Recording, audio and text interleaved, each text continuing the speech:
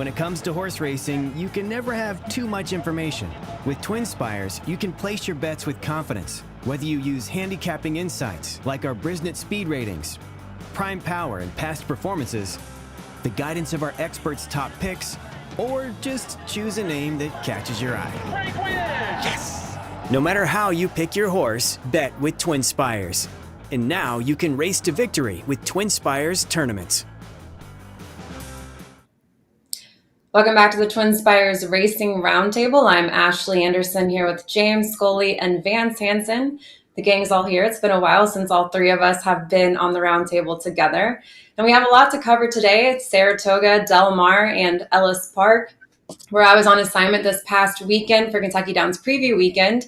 But let's start with Saratoga, where Arthur's Ride went gate to wire in the Grade 1 Whitney, now has earned a berth to the Breeders' Cup Classic. So Vance, is he the horse to beat in the Classic? He looks like it to me. The Whitney has been kind of a harbinger of future success in the Breeders' Cup Classic in recent years. Of course, last year, White Barrio kind of had a breakout performance in the Whitney before going on to win the Breeders' Cup Classic. Before him, you had Nick's Go, McKinsey, and Improbable both won the Whitney, went on to run second in the Breeders' Cup Classic, and then Gunrunner, of course, started off this streak back in 2017. So, I think Arthur's Ride, to me, looks like a horse capable of following in the steps of White Barrio and Nick's Go, who won both of those races. And unlike some of the horses that were pegged as division leaders earlier this season, like National Treasure, who didn't show up in the mud at Saratoga on Saturday, and Senor Buscador, Arthur's Ride truly looks like a 1.25 mile type horse. Bill Mott said after the race he was kind of using this race as a prep, in quotations, for the Jockey Club Gold Cup at the end of the Saratoga meet, and he still intends on running Arthur's Ride in the Jockey Club Gold Cup. And I think that race is going to have one of its most significant renewals in a number of years. He's going to be joined by Kingsbarn. Tappa Trice, I think, is going to be aimed for that race, and perhaps the marathon legend in next could be dropping back in distance for the Gold Cup. So I think whoever wins that race might be the early Classic favorite, as the 3-year-old class, I think, still lacks a true 1.25 mile standout. So long-winded way of saying yes, I think Arthur's Ride looks like the horse to beat in the Classic right now, James. Well, those are all fair points, and I definitely think that Arthur's Ride, his upward trajectory in this division has to be taken note of. He's running, not only he was coming off a 12-plus length allowance within a 1.25 mile distance. The Whitney was his first stakes start, and in those last two races, he's earned Brisnet speed ratings of 107 and 107 for the Whitney. I don't have that. 106 2 starts back. So 106, 107. Those put him on par with any horse in America that's pointing for the Breeders' Cup Classic right now. But one thing I will say is that, this race had a lot of people thought National Treasure was going to be the one to catch. He was odds on. I heard multiple people predicting he would make the lead. He'd be setting the pace. He'd be the one to catch. We saw there at the break of the Whitney, Skippy Longstocking definitely was eager and was being ridden hard for the front. And by the time they got to the first turn, Arthur's Ride was in front of them all, and he was clear, and he had everything his own way over a muddy track. So that's my only hesitation. I see a horse run a huge race, especially the first stakes appearance, over a muddy track. I just want them to back it up on a fast track. But with that being said, he obviously has a lot going for him, like Vance referenced. There's no proven horses at the 1.25 mile distance, or at least top class proven horses at the 1.25 mile distance. The older horse division lacks seemingly quality and depth for the 10 furlong Breeders' Cup Classic distance.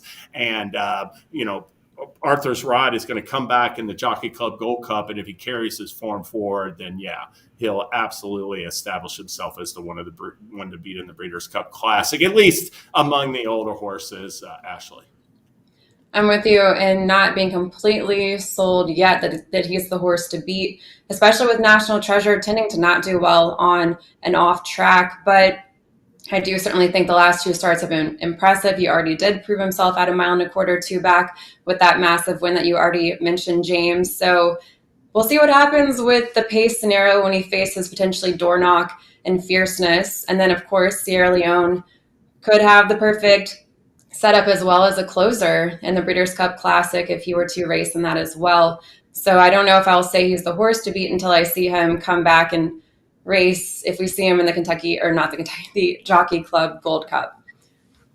I will say about National Treasure, that's a fair point. He had run 2 previous races on off tracks. He was unplaced in both efforts. So that track could worry. But, to me, he still is lacking. I mean, he ran second last year, National Treasure did, to Cody's Wish in the Breeders' Cup Dirt Mile. And this year, they're obviously angling it to stretch him out to 1.25 miles. But to me, for him to win at 1.25 miles and maybe even 1.125 miles, he has to get the right trip on the front end. A horse like Arthur's Ride that has all this speed, I think, works against a horse like National Treasure at longer distances. So it's a little bit of a unenviable situation when you have these horses that you feel like are 100% classic horses, and then you start worrying that the distance is too far and they might be better suited to the dirt mile. So we'll see what happens next time in his final prep. I would think they'll run National Treasure one more time, and he could bounce back on a fast track at a distance of 9 furlongs or less. But ultimately,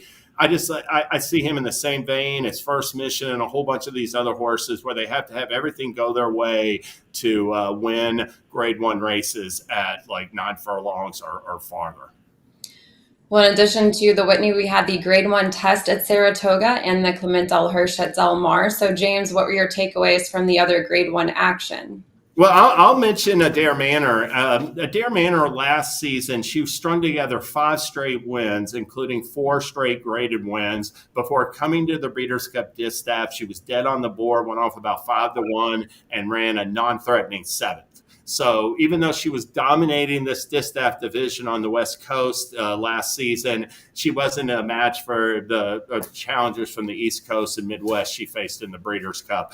This year could be a completely different story at Del Mar. Now, off of that Breeders' Cup distaff, Adair Manor came back this year in the Beholder Mile in early March. And she actually lost that race to Sweet Azteca. And I just thought it was going to be more of the same from her this season, where she would be able to beat up on suspect company, but she really wasn't that good. And I was wrong at that time, because her next start after the Beholder Mile was in the Apple Blossom. And she was dominant that day. She shipped to Oaklawn Park, and she just crushed them. And I came away just saying, wow, then at the time.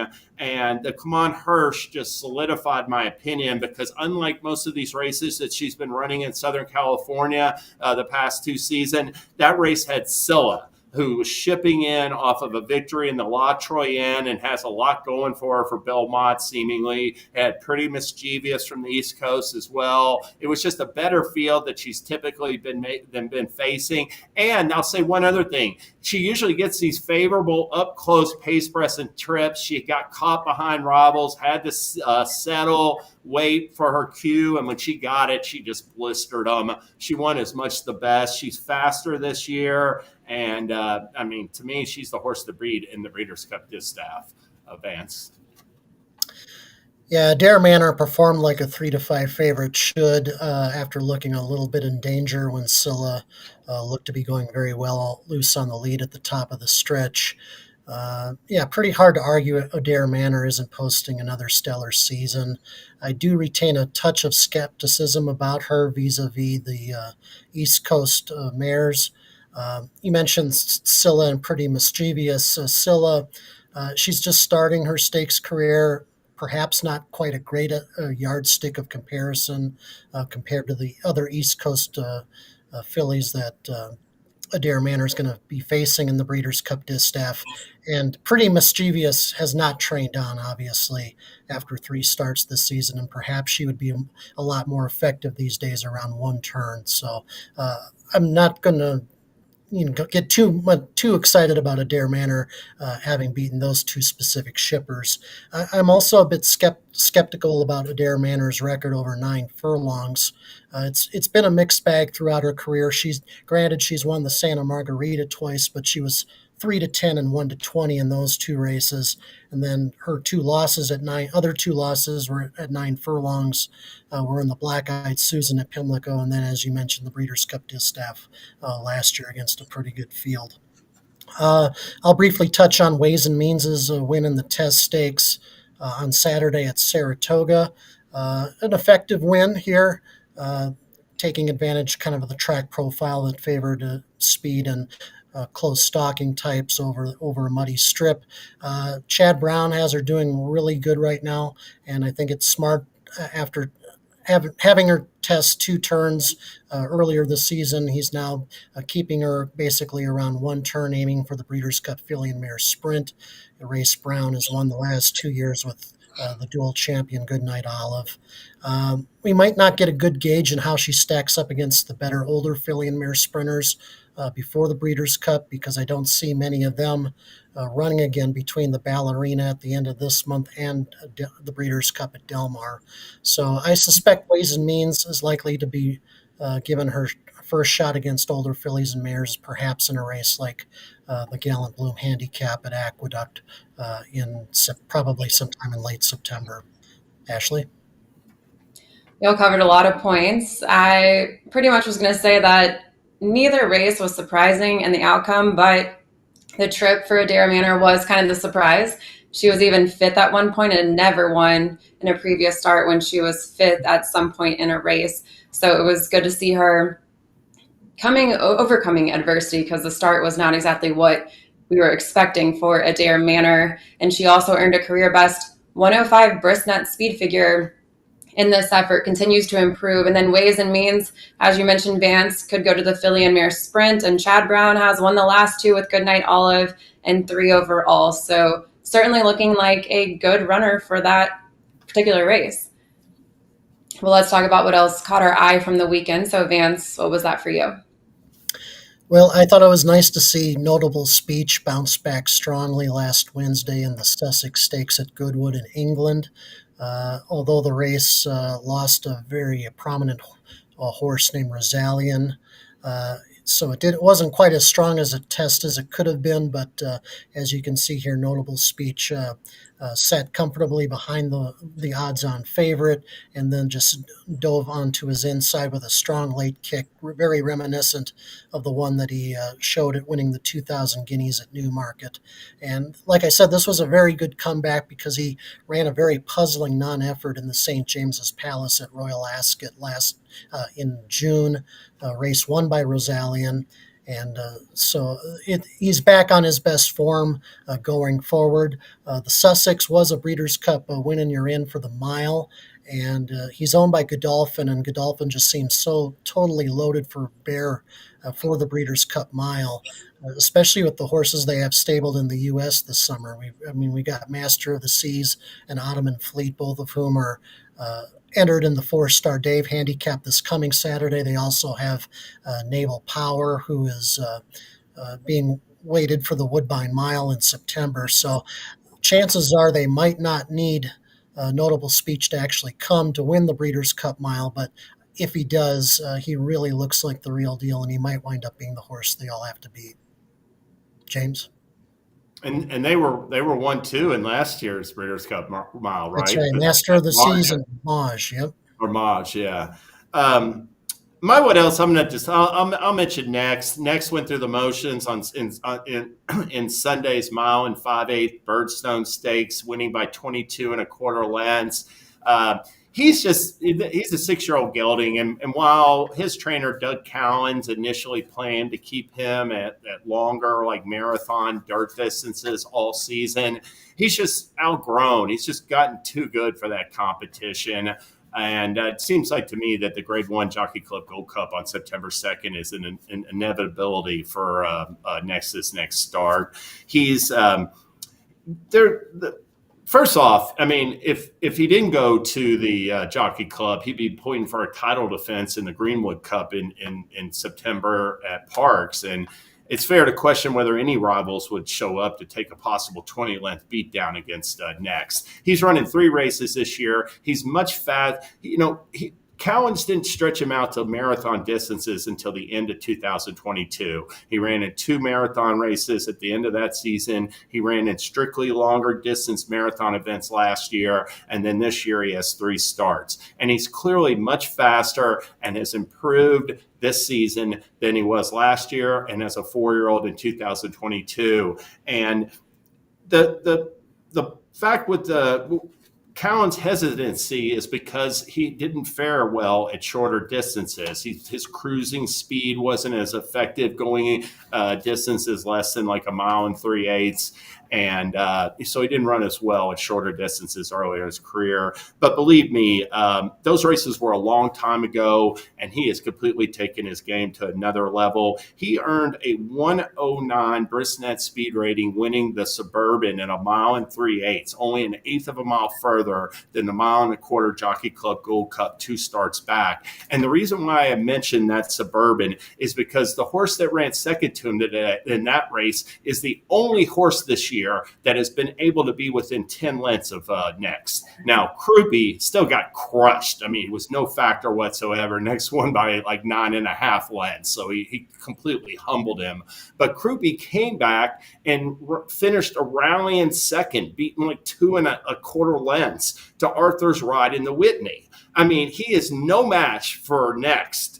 At least at 1 3/8 miles. I don't see what would be the difference at 1 1/4 miles, yet he's running second in the Whitney. So to me, they got nothing to worry about. He's fast enough to beat any horse in America at 1 1/4 miles distance or longer, and the Jockey Club Gold Cup just seems like the logical spot for him because he's going to have a serious chance to win. I also want to mention real quickly on Saturday, Gustavo Delgado, who won the Kentucky Derby 2 years ago with Mage, debuted a first-time starter by Flatter named Ferocious. He broke from the rail in the 8-horse field. He was away dead last. He rushed up, had to wait behind the horse El Prestigio, who you'll see run second here.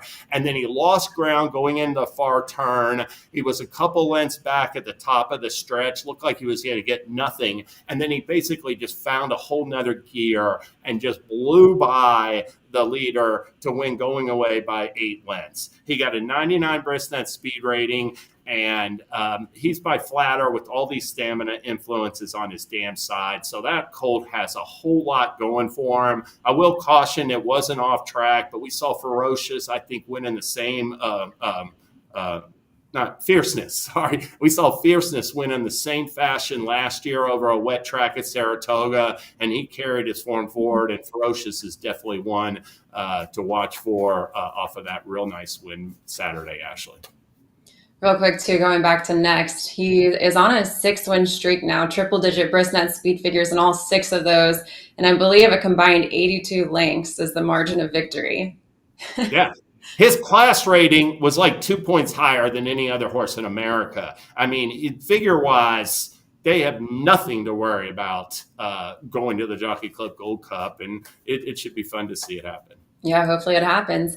I'll take it over to Ellis Park, and on Sunday, Highway Robber won the Turf Cup preview. It was the finale at Ellis on Sunday. He showed a strong closing kick to win at 1 1/4 miles. And what was interesting was he was cross-entered in a stakes on Saturday, was the 7-2 morning line favorite in that stakes race, but Brian Lynch opted for the 1 1/4 miles instead, where Highway Robber was 12-1 on the morning line, but bet down to 4-1, ended up beating Siege of Boston, the post-time favorite, and stablemate Anglophile finished third with a troubled trip. And now Highway Robber will be in the Grade 2 Turf Cup at Kentucky Downs, coming off a 99 Brisnet speed figure, a career best. If he gets the win in that race, then he'd be in the Breeders' Cup Turf. But of course, the competition gets a little bit tougher there, because then you're going to have the European Invaders from Aidan O'Brien. You're going to have some from Charlie Appleby, some that have been racing here in the U.S. at Saratoga. So I don't know how he'd fare in the Breeders' Cup Turf, but he looked excellent at Ellis Park. I'll say that. That closing kick was very strong. He just ran away with it. And that race was a good prep for the Turf Cup last year, because Get Smoking, he didn't even win it. He ran fourth, and he came back and won the Turf Cup, but he was a close fourth. He was beat like a half length or something. So he really ran a good race at Ellis and carried his form forward. I thought the horses last year in other races as well ran well back at Kentucky Downs, and So I definitely give Highway Robber and the other winners. I'll definitely give them a look next time. It was a fun weekend at Ellis, and then there's more stakes action this weekend. Plus, I believe they have wiener dog racing, so definitely check that out as well. But that's all the time we have today for the Racing Roundtable. We'll be back next Tuesday with more stakes recaps, and check out our jury on Thursday with our best bets and fades. We'll see you next time.